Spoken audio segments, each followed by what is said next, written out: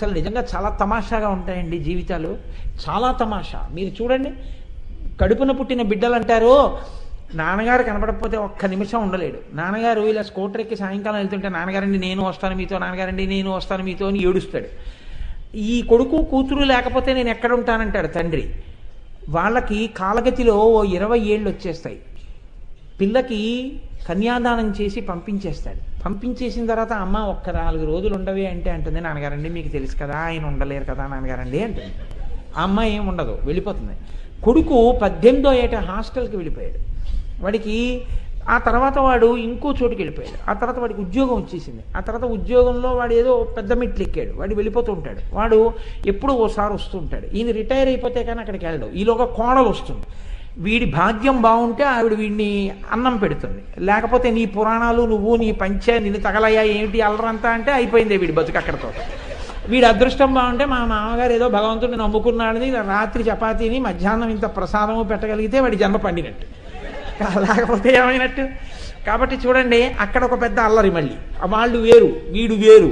ఈలోగా వీడు ఈవిడ ఏదో తలుచుకుంటూ ఉంటారు, ఏడుస్తుంటారు. మనవాడు పుట్టాడు అక్కడికి వెళ్ళాడు. మళ్ళీ అక్కర్లేని ఏడుపు, నా పేరు ఎట్లేదని ఏడుపు. పెట్టడంలో పోనీ వాడు పెట్టకుండా ఊరుకున్నా పర్వాలేదు, పెట్టినా పర్వాలేదు. వాడు పెట్టాడో తెలియదు, పెట్టలేదో తెలియదు, పూర్తిగా పేరెట్టాడు. వీడి పేరులో ఒక అక్షరం పెట్టానంటాడు. అదో పెద్ద కన్సులేషన్. నేను చాలా చిత్రమైన పేర్లు నాకు కనపడుతుంటాయి. గబుక్కులు నోట్లోంచి వచ్చేస్తుందేమో అని భయం నాకు.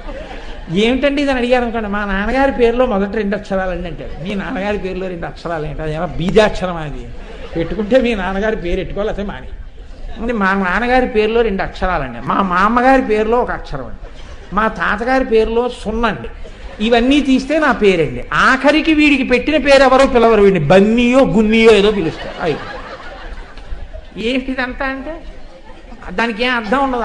అదొక వెర్రితనంతో కూడిన జీవితం అంతే. అదొక అపోహతో కూడిన జీవితం. దానికి ఏమైనా అర్థం ఉంటుందా అంటే అర్థమేమి ఉండదు. ఏదో పీతాంబరధరుడు అని ఒక అబ్బాయికి పేరెట్టారు. పిలిచేది పిచ్చాడా పిచ్చాడా అని పిలుస్తుండేవాట. పీతాంబరధరుడు పేరేమిటి? పిచ్చాడా పిచ్చాడా అని పిలుచుకోవడం. అలా ఉంటాయి. మీరు ఇవాళ లోకంలో చూడండి, నా చిన్నతనంలో కుక్కలకున్న పేర్లన్నీ ఇప్పుడు పిల్లలకున్న పేర్లు. నా చిన్నతనంలో కుక్కల్ని ఏమని పిలిచేవారో ఆ పేర్లే ఇప్పుడు మనవల్ని పిలుస్తున్నారు. ఏంటి ఏవో పిచ్చి పిచ్చి. సరే నేను మళ్ళీ అంటే ఎవరు నా కొన్ని కుటుంబాల వాళ్ళు బాధపడతారు. వీడు మన ఇంట్లో వినేసే చెప్పేస్తున్నాడు ఉపన్యాసాలు, నన్ను పిలవడానికి కూడా భయపడతారని ఎందుకు వచ్చింది నేను చెప్పను. కానీ మీరు ప్రాజ్ఞులు, మీకు తెలుసు. కాబట్టి రాగస్వరూప పాశాఢ్య. ఏమిటి రాగం అంటే? దానికి ఏం అర్థం ఉండదు. ఎందుకు పెట్టుకుంటాడు ఈ అనురాగం అంటే? నేనే ఉద్ధరించేస్తున్నాను అనుకుంటాడు. ఇవన్నీ నేనే ఉద్ధరించేసేది. కర్తవ్యంతో చెయ్యి, తప్పేం లేదు. ఇది నా కర్తవ్యం, నా కడుపున పుట్టాడు వాడిని చదివిస్తున్నాను. ఇంతే జీవితం అంటే. వాడు పెద్దవాడు అవుతున్నాడు. వాడు ఇవాళ హాస్టల్కి వెళ్ళిపోయాడు. రేపు వాడికి ఉద్యోగం వస్తుంది, బెంగళూరు వెళ్ళిపోతాడు. ఆ తర్వాత వాడికి ప్రమోషన్ వస్తుంది, బాంబే వెళ్ళిపోతాడు. ఆ తర్వాత వాడికి నా మీద, నాన్నగారికి సముద్రం దాటడం ఇష్టం లేదు, వాడికి నా మీద మర్యాద ఉంటే వెళ్ళడు. ఒకవేళ వాడికి వెళ్ళిపోవాలంటే వాడు వెళ్ళిపోతాడు. నా కర్తవ్యం అయిపోయింది అంతే. వాడు వెడితాడు. వాడి సంస్కారం వాడిది, నేను చెప్పడం వరకే తప్ప నా కొడుకంటే అస్తమానం ఇలా అంటే అంటి పెట్టుకుని ఏదో అంటుకుపోయిన అరటి పళ్ళల్లా ఉండమంటే ఎక్కడ ఉంటాడో. వాడి జీవితం వాడిది. నా జీవితానికి ఆలంబనం ఈశ్వరుడు అని నువ్వు ఎప్పుడూ ఈశ్వరుడితో కలిసి ఉంటే పర్వాలేదు. ఇప్పుడు తనకో భార్య వచ్చిన తర్వాత, అమ్మ నిన్ను చూడకుండా నేను ఒక్క క్షణం ఉండలేనమ్మా అని అమ్మ ఎదురింటికి వెడితే అన్నం తినని వాడు అమ్మ వస్తుందేమో అన్నం పెట్టాలని ఏడుస్తాడు. కాబట్టి ఇప్పుడు ఏమైపోయింది? అమ్మ అక్కర్లేదు. ఎందుకు అక్కర్లేదు? భార్య వచ్చింది. అది అందరి విషయంలో కాదు, ధూర్తుల విషయంలో నేను చెప్పేది. కాబట్టి ఇప్పుడు ఏమైంది? కూడికొచ్చింది, తీసివేత వచ్చింది. కొన్నాళ్ళు అయింది, ఏమైంది? తండ్రి గారు వెళ్ళిపోయాడు. అప్పుడు అనేవాడు, నాన్నగారండి మీరు లేకపోతే నేను ఎక్కడ ఉండగలనండి అంటాడు. తండ్రి వెళ్ళిపోయిన తిథి ఇంటి పురోహితుడు వచ్చి గుర్తు చేయాలి, ఏమన్నా మీ నాన్నగారు తద్దినం అండి అని. అదోటి వచ్చింది ఏమిటంటాడు. తప్ప అసలు జ్ఞాపకమే ఉండదు. తండ్రి గారు వెళ్ళిపోయారన్న విషయం గుర్తుండదు. మీరు ఇంట్లోకి వెళ్ళి చూడండి, మీరు ఇంట్లో అలా తల తిప్పి చూశారనుకోండి, ఇది 12,000 అండి ఫోటో అంటాడు. అందులో ఏముంటుందంటే మా చిన్నతనంలో ఆట ఆడేవాళ్ళం.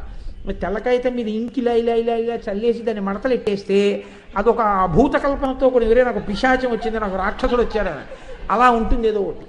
ఇది ఏమిటని మీరు అడిగారు అనుకోండి, ఇది 12,000 అంటాడు. ఆయనకి తెలియదు అదేమిటి. ఆయనకి తెలిసి కొనుక్కున్నది కాదు, ఆయన తెలియక కొనుక్కున్నాడు అంతే. అదేమో తెలుస్తుందేమోనని ఆయన ప్రయత్నం జీవితాంతం. తెలియడానికి దానికి ఏమైనా ఉంటే కదా అసలు అందులో ఏం ఉండదు. మనకి తెలియదు, ఇవి ఉంటాయి. కానీ తనని కన్న తండ్రి ఫోటో ఆ ఇంట్లో ఉండదు, తనని కన్న తల్లి ఫోటో ఆ ఇంట్లో ఉండదు.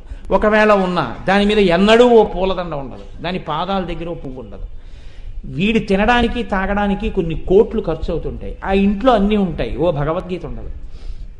ఆ ఇంట్లో భోగాలకి విలాసాలకి కోట్లు ఖర్చు పెడతారు. ఆ ఇంట్లో మీకు 7 కాండల రామాయణం ఉండదు. ఆ ఇల్లే ఇల్లు అంటే నన్ను మీరు క్షమించగలిగితే అదే రావణాసురుడి అంతఃపురం. ఉంటాయి అక్కడ. నియుజ్యమానాస్సు గజాసుహస్తా సఖీశ్చరాత్వత్పల పద్మహస్తాహ అని. అబ్బో, ఆ పూజామందిరం ఎంత డాబుగా ఉంటుందో! పూజ చేసేవాడికి గుండె ఉండదు. కాబట్టి ఇటువంటి ప్రక్రియ హాస్యాస్పదంగా ఉంటుంది.